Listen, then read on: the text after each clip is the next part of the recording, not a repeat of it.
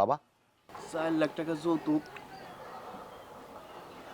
আপনি তো জানেন আমরা গরিব মানুষ, এই 4 লক্ষ টাকা আমরা কই পাবো? কে তোমাকে ওই উত্তরপুরে যে জমিটা আছে না, ধানের জমি, ওইটা বেচে এবার আমার 4 লাখ টাকা দাও। আগামীকাল বিয়া, গ্রামবাসী আত্মীয়-স্বজন সবাই দাওয়াত করছি। এখন যদি বিয়েটা ভাঙ্গে যায় আমার বোনের বদনাম হইব, আর সমাজে আমি মুখ দেখাতে পারবো না।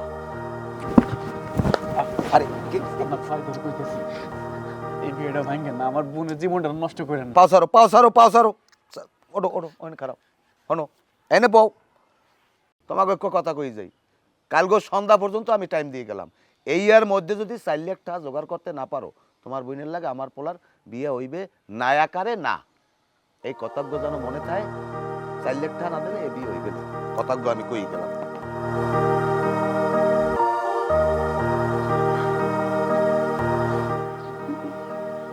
ভাইজান, অহন কি হইব? তুই কোনো চিন্তা করিস না বোন, আমি তো বাইসে আছি, আমি জমি চাষের ব্যবস্থা করতেছি।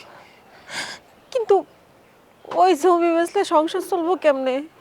ওই জমিতে চাষাবাদ কইরাই তো সংসার চলে। বোন, ছোটবেলা মা বাপ মরে গেছে, এখন একমাত্র তুই আমার সব। তোর খুশি দেখলেই আমার সব কিছু। আমি না হয় মানুষের বাড়ি কাজ করে খামু, তারপরে তোর বিয়ে ভাঙতে দিব না। তোর বিয়ে হইব বোন, তুই ঘরে যা, আমি আসতেছি।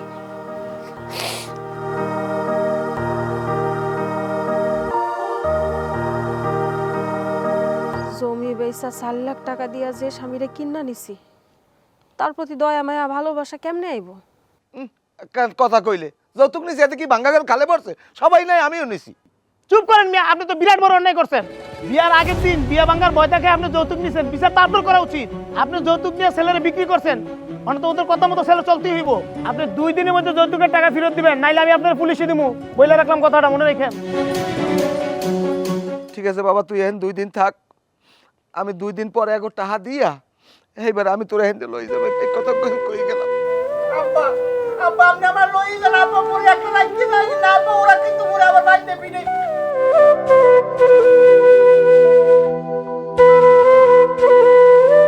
আমার উপরে অনেক নির্যাতন করছো, আমারে বাড়ি চাকর বানাই রাখছো, আমি অনেক কিছু সহ্য করছি, কিন্তু আর না।